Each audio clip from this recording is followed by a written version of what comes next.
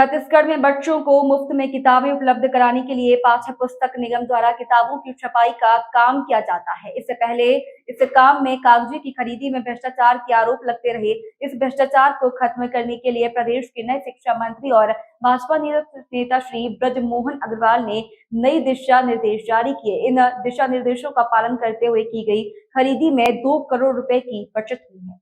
पाठ्य पुस्तक निगम में अब तक हर वर्ष कागज की खरीदी के लिए टेंडर निकाला जाता था और फिर न्यूनतम दरों के आधार पर खरीदी की जाती थी। इस प्रक्रिया में बाजार से इस बात का पता नहीं लगाया जाता कि वास्तव में खुले बाजार में संबंधित कागज की कीमत कितनी है। कम दरों पर कागज की आपूर्ति करने वाले विक्रेता अक्सर निम्न गुणवत्ता वाले कागज की आपूर्ति करते थे, जिसके परिणाम स्वरूप छात्रों को खराब गुणवत्ता की पाठ्य पुस्तकें मिलती थी। बड़ी कंपनियों के पास छोटी कंपनियों की तुलना में कम दरों पर कागज की आपूर्ति करने की अधिक क्षमता होती थी, जिससे कि छोटी कंपनियों के लिए प्रतिस्पर्धा करना मुश्किल हो जाता है। बता दें कि शिक्षा मंत्री ब्रजमोहन अग्रवाल के निर्देश के बाद पाठ्य पुस्तक निगम के प्रबंध निदेशक कुलदीप शर्मा ने किताबों के कवर पेज के लिए 250 GSM की मोटाई वाले कागज का मार्केट सर्वे कराया और इसके साथ ही खुली निविदा भी निकाली गई। वर्ष 2024-25 के लिए खरीदी की न्यूनतम दर 97,500 रुपए प्रति मीट्रिक टन लगाई गई। आपको बता दें, दरअसल कांग्रेस कार्यालय में पाठ्य पुस्तक निगम में बाजार से अधिक दर पर कागज की खरीदी की जाती थी, जिसमें जमकर कमीशन खोरी की जाती थी। लेकिन ब्रजमोहन अग्रवाल के शिक्षा मंत्री बनने के बाद उन्होंने भ्रष्टाचार और कमीशन खोरी को बंद करने के लिए नई प्रक्रिया अपनाने और मार्केट सर्वे के निर्देश दिए थे। शिक्षा मंत्री ब्रजमोहन अग्रवाल ने कहा कि किताबों के कवर पेज के बाद अब पन्नों की खरीदी में इसी प्रक्रिया का पालन किया जाएगा, जिससे मार्केट सर्वे के बाद बाजार भाव के आधार पर न्यूनतम दर का निर्धारण किया जाएगा, जिससे निगम को लगभग 15 करोड़ रुपए की बचत होगी। श्री अग्रवाल का कहना है कि यह पहला भ्रष्टाचार को खत्म करने और शिक्षा विभाग में पारदर्शिता लाने की दिशा में एक महत्वपूर्ण कदम है। यह बचत शिक्षा विभाग के लिए एक बड़ी उपलब्धि है। इस पैसे का इस्तेमाल शिक्षा के अन्य क्षेत्रों में जैसे स्कूलों की बुनियादी ढांचे में सुधार और छात्रों को बेहतर शिक्षा प्रदान करने के लिए किया जाएगा। को देखेंगे और छत्तीसगढ़ से भी केंद्र को भी देखेंगे और ये मेरा सौभाग्य है कि मेरे ऊपर में केंद्रीय नेतृत्व ने विश्वास किया है, उसको मैं सिरोधार्य करता हूं और केंद्रीय नेतृत्व के प्रति आभार व्यक्त करता हूं, उनको धन्यवाद देता हूं और छत्तीसगढ़ की जनता को, रायपुर की जनता को कि मैं कोई दिल्ली का रहवासी नहीं होने वाला हूं। मैं रायपुर में ही रहूंगा, मैं छत्तीसगढ़ में ही रहूंगा और छत्तीसगढ़ के विकास को और तेजी से करने के लिए हम दिल्ली से भी साधन सुविधाएं लाएंगे और ये कुंभ मेले के लिए भी अभी तक छत्तीसगढ़ सरकार इसके लिए व्यवस्था करती है। आने वाले समय पर केंद्र सरकार का भी सहयोग मिले, ये हमारी कोशिश होगी।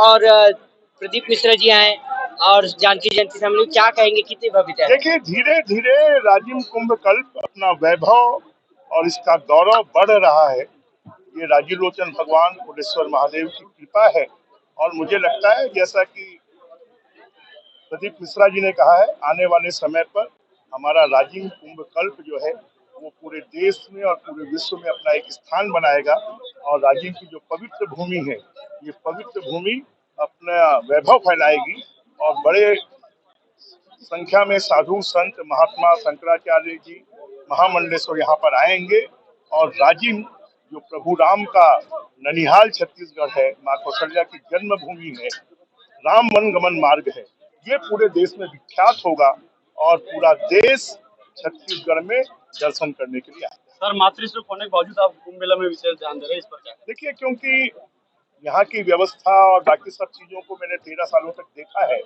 और इसलिए मुझे, जैसा मैंने कहा कि मेरा शरीर जो है वो भले यहाँ पर नहीं हो पर मेरी आत्मा है और इससे यहाँ की व्यवस्था, आने वाले साधु संतों को, दर्शनार्थियों को किसी प्रकार की परेशानी नहीं हो और इसलिए लगातार हम ये कर रहे हैं कि मैं यहाँ पर रात में आकर, कल भी मैं रात को 11 बजे से 3 बजे तक था कि आकर यहाँ की व्यवस्थाओं को देखना, क्योंकि ये नदी के बेट पर है, प्लेन मैदान पर नहीं है, इसलिए यहाँ पर रोज व्यवस्थाओं को सुधारना होता है और इसलिए मैं टेलीफोन पर भी इंस्ट्रक्शंस देते रहता हूँ कि दर्शनार्थियों को, श्रद्धालुओं को परेशानी नहीं हो और क्योंकि ये धार्मिक कार्यक्रम है और इससे कोई दिक्कत नहीं। सर, राम की प्रतिमा में अभी से दरारें पड़ने लग गई हैं, जो सामने जो दिख रहा है कांग्रेस काल की है, जिसे पर्यटन विभाग लोकसभा की टिकट आपको मिल गई है। वहाँ पर तो हमारा जो चंदखुरी है वहाँ पर तो प्रभु राम जी की मूर्ति के नीचे लिखने की आवश्यकता है, प्रभु राम की मूर्ति।